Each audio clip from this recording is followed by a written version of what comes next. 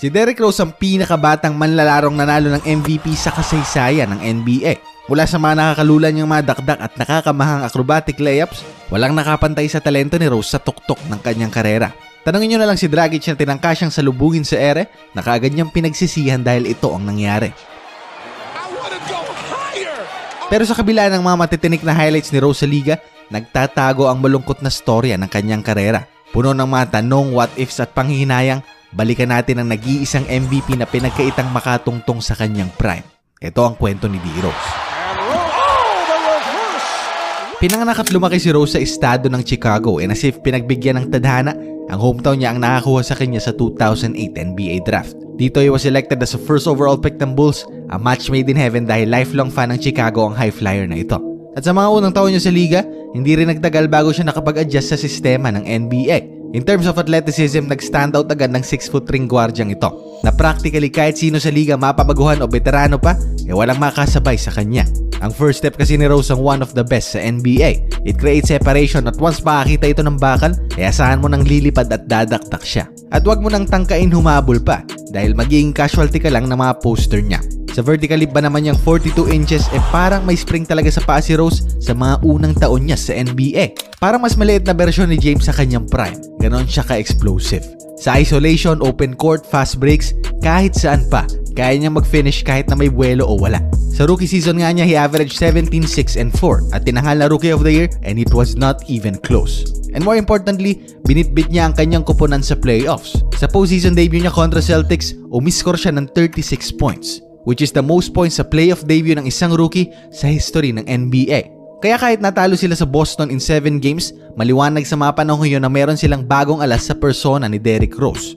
And true enough, pagpasok ng kanyang sophomore season, nag-improve lalo ang kanyang mga numero. Hinirang pa nga siyang isang all-star, ang nag-iisang Chicago Bull na mabigyan ng recognition na yan since Michael Jordan. Kaya nakatungtong ulit sila sa playoffs, pero kaagad rin namang nalaglag ni LeBron sa first round, despite D. Rose averaging 27 points and 7 assists.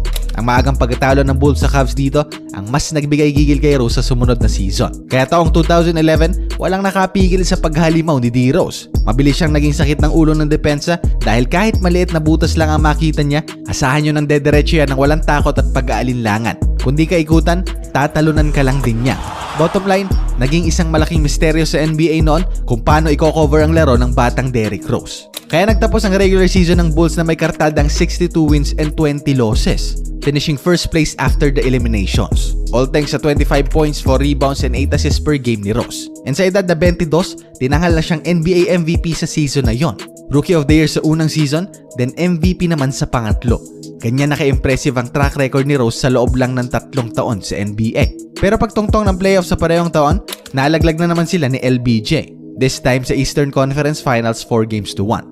And again, losing to LeBron, ginawa niya itong motibasyon para bumawi sa next season. At pagpatak ng 2012, ito ang season na naging turning point ng karera ni Rose, for better and for worse. Inumpisahan niya ito with a game winner kontra sa Lakers, and individually mas matinig, pulido at mas mature ang pinakitang galawan ni D. Rose sa mga taong ito. Kaya nga number 1 na naman sa regular season ng Bulls noon, and many predicted na kaya nilang at least makatungtong sa NBA Finals this time. Pero sa first round pa lang ng playoff run nila, binigyan sila ng problema ang habang buhay na bumago sa kapalaran ng prangkisa. April 28, 2012, sa first round series nila kontra Sixers, ang maling desisyon ng coach nilang si Tom Thibodeau ang nagpahamak sa kanila. 1 minute left kasi, they are still leading by 12 points. Kaya practically panalo na sila doon at dapat ilabas at ipahinga na ang mga star players nila. Pero hindi yun ginawa ng kanilang coach. Kaya pagsaksak ni Rose with 60 seconds remaining, halatang may naramdaman siyang kakaiba pag landing niya. Dahil na rin siguro sa stress sa kanyang tuhod, napahiga si Rose sa sahig habang sumisigaw dahil sa sakit. Napunit na pala ang ACL niya noon. Ang pinakamalalang injury na pwedeng matamo ng isang athletic na gwardyang gaya niya. Kaya ganun-ganun lang, nagwakas ang season niya sa unang playoff game pa lang. And matapos ang insidenteng ito, hindi rin siya nakalaro sa buong 2013 season para sa recovery niya. At by the time na handa na siyang maglaro sa sumunod na taon, na-injure ulit siya sa kanang tuhod naman niya in just 10 games noong 2014. Kaya nakabalik na nga lang siya 2015 na. And kahit na nakabangon siya sa dalawang magkasunod na injuries na yon, hindi na siya kagaya ng dati pagbalik niya sa court. Siya pa rin naman si D. Rose pero malayo na sa MVP form na pinakita niya dati. Mabilis at shifty pa rin naman pero wala na ang taas ng talon niya. Kaya obvious ang pagbaba ng quality ng mga dakdak at acrobatic layups niya. At nang makita natin ito for the first time, hindi tayo sanay na hanggang dun lang siya. At matagal nating hinangad at inantay na babalik siya sa bersyong pinakita niya noong 2012. Pero hindi ito nangyari. Sa huling season nga niya sa Bulls, inefficient na ang pinakita niya. Still averaging double figures pero his impact sa team was never the same after the injury. Kaya nga taong 2018 sa pang-siyam na season pa lang niya sa NBA, naisip kaagad niya na magretiro at iwan ang sports na minamahal niya.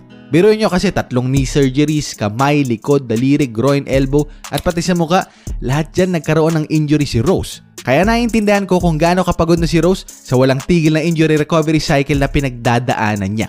Pero buti na lang, hindi natuloy ang binalak ni D. Rose na yon dahil hindi sana natin nakita ang best game of his career taong 2018 para sa Minnesota. Di man makalipad gaya ng dati, na-develop naman niya ang ibang aspeto ng kanyang laro. Ang mga explosive drive to the basket, floaters at jump shots. Kaya dito he averaged 18 points and 4 rebounds per game. But ang highlight sa taong ito ay ang kanyang 50-point game against the Jazz. Ang 50 puntos na ito ang kanyang naging career high at bukod rito, he even secured the win via a game-winning block sa overtime. Kaya during the post-game interview, hindi na mapigilang maiyak ni Derrick Rose. Naging emotional siya thinking na kaya pa pala niyang gumawa ng ingay sa NBA matapos ang sangkatutak na injuries na pinagdaanan niya. Nagsilbi yung paalala sa kanya na kaya pa niyang bumangon at mag-excel sa bagong role na ginagampanan niya. Diba?